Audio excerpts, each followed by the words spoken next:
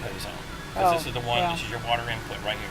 This is the one that pressurizes the whole system. This goes through your hot water heater. Well, water heater is not a hot water heater. Water heater. Yeah. I don't know why people call it hot water heaters. It's already Yeah, Yeah. it's a water heater. So anyway, use your white hose on it. Okay. It's just going to eliminate that funny taste and smell to it. You know? Yeah. Okay. Well, so far we've just used it for dishes and showers. Yeah, that's what most people do. I bring bottled water whenever I go because most parts of water is terrible anyway. Yeah. You know? And then after it's run through here, it's real bad. Your tank's down there. Okay. We've learned that. We know how to do that. Okay. Yep. All right. Just go through it again, just for the hell of it. Yeah. This is, and everything I'm telling you is personal experience. I've been camping for a long, long time. What I do whenever I'm dumping, I'll dump my black first. Okay. Let all that out. And what I do is I get my wife in there with a water hose and just keep it in the toilet. Let it fill up. I'll close the valve off. Let it fill up to halfway, or however much was in there, just to keep rinsing out. And what we have up front is a clear fitting that goes onto this. Yes. And then your hose going out. Y'all have that? Yes. Okay. I'll keep dumping it until that water's clear coming out. Okay. Okay. That's going to eliminate any toilet paper hanging up, or there's all kinds of Yeah. in there. You know. Calgon is the secret. What's that? Calgon. Oh yeah. Yeah. Put some Okay. Calgon in there, and it makes everything slippery, and it just slides right out. I didn't even think about that. That's pretty nice. But anyway, whenever you're done dumping the black tank, fill up about a gallon of water, and then I use the bottles, the blue bottles. You know what I'm talking about? The Camper Clean or whatever it is we have up front. You can get it at Walmart. I think even AutoZone has it, but I'm not 100% sure.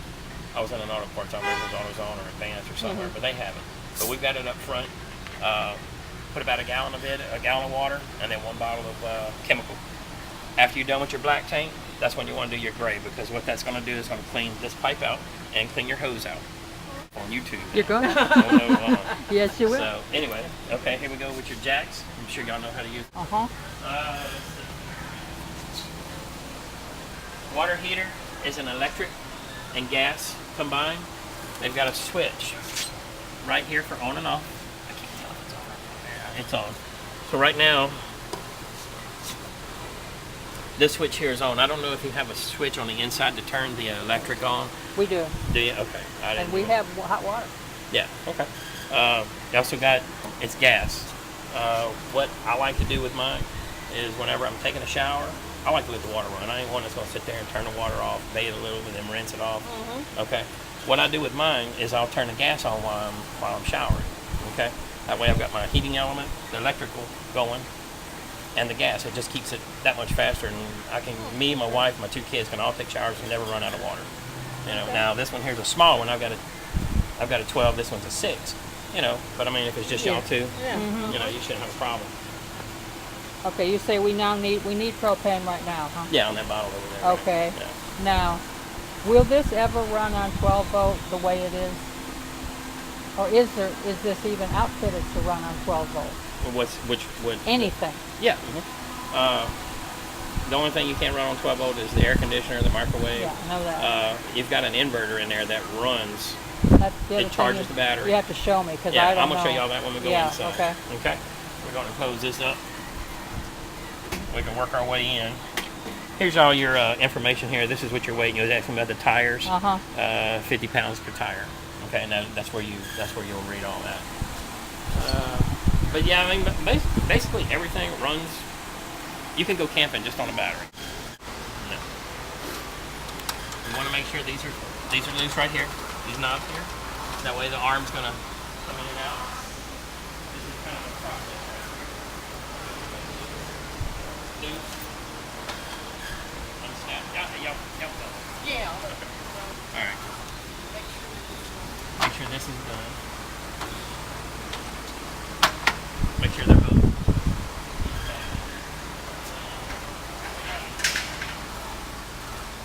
The loop here. Grab it. Over there.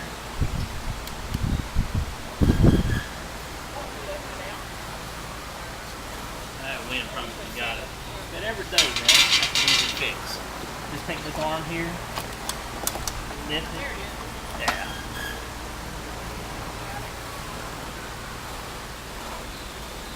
What you want to do is make sure it's off the arm that's actually on the post. And then take this.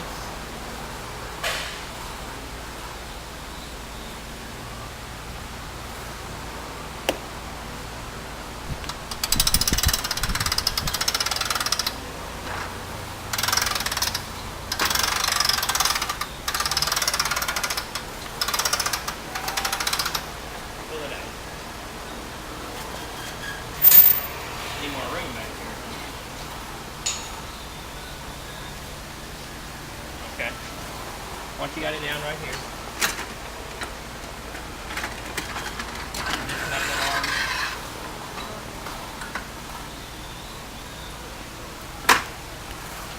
And then I just put a little bit of tension on there. Tighten that up.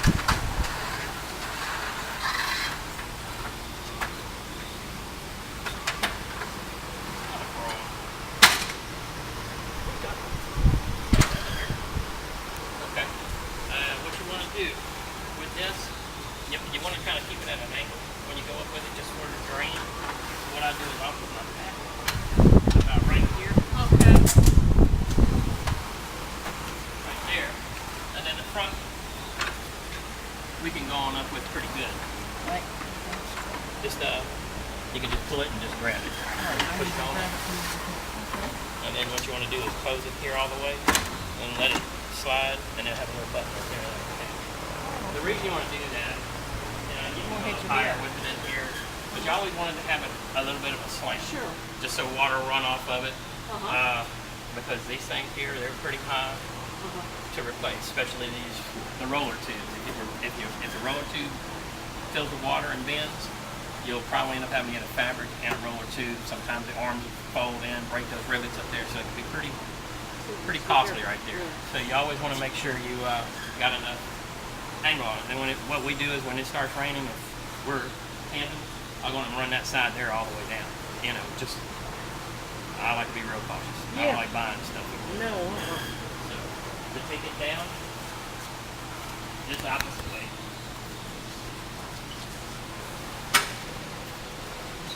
There's a problem with my height impairment. What was that? I said I have a height impairment. You go all the way down there. Hey, you grab that handle there and it'll make it a lot easier. There you go. And then, So I can take this down first. yeah, just take those down. And we'll loosen that up. It's gonna ride Right here. right there. I'm gonna go do the other side.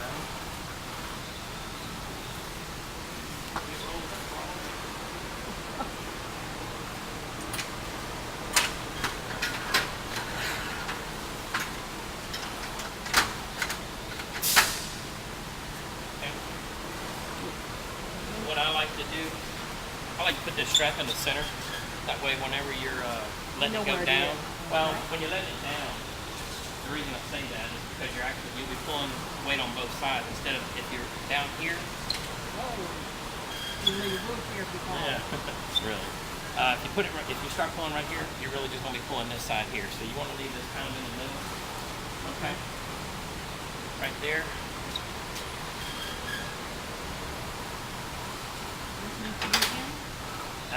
It's fine right there. You can go on and put it in. It doesn't matter.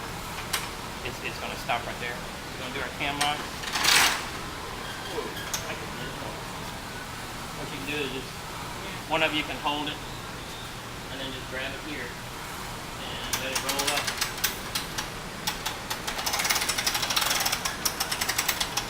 The fatter you get it in there, the more you're going to have sticking out right there. And then once you get about right here, you can just kind of let it go. Come back over here, squeeze it until it snaps. Tighten that back down.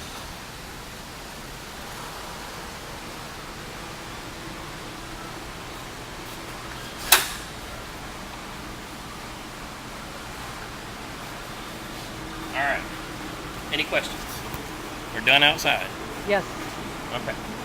Right? Sure. Yeah. Let's go. You can hold that, or you go.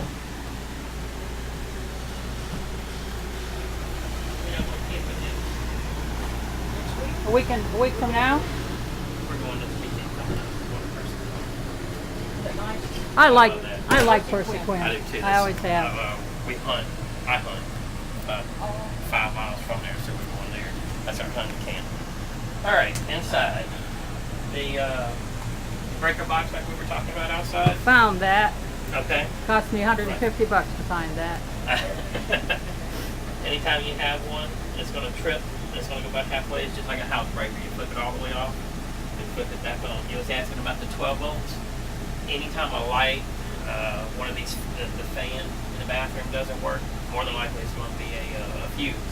You've got just regular automotive AT. What's that? Inverter. Inverter.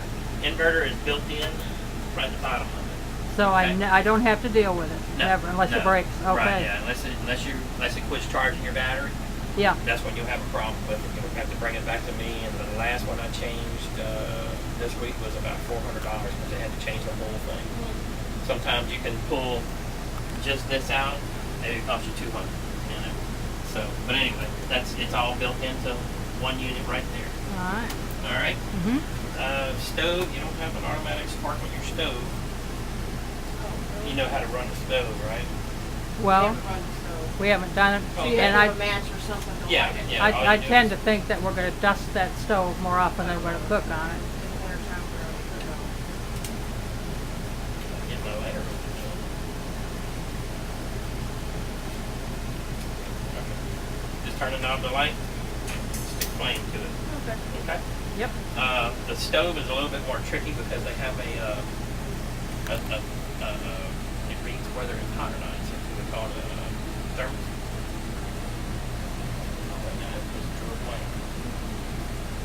Thermocouple. Oh, thermos Alright. like on water heaters. Yeah.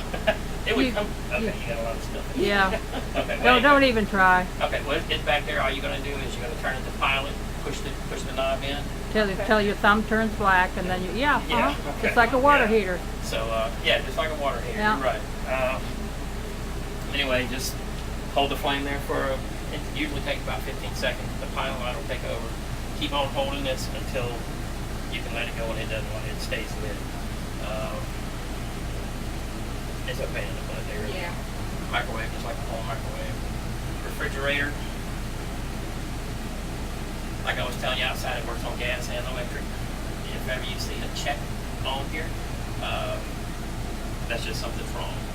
It's going to be whether you may be out of gas, the heating element ain't coming on, if you've got electricity plugged into it. That's what you're going to have to bring in if it's something other than you ran out of gas. Okay? It's come on several times. And all I did was push it back to automatic, and it was Yeah, fine. and usually most of the time this check light comes on as if it's out of gas, if it's not light. Okay. Oh. They'll try and light it 3 times. If it doesn't have gas after that, it's really a pain in the butt. Is if you've had the gas off and you've ran the stove and drained all the gas, it's got to build up pressure. It builds up air pockets in the gas lines itself. So you may have to turn it on and off a couple of times after you replace the bulb.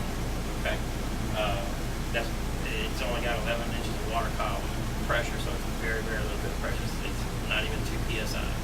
So I mean, it's very, very little bit. So it'll take a little bit to get to it once it gets an air bubble or an air pocket in it.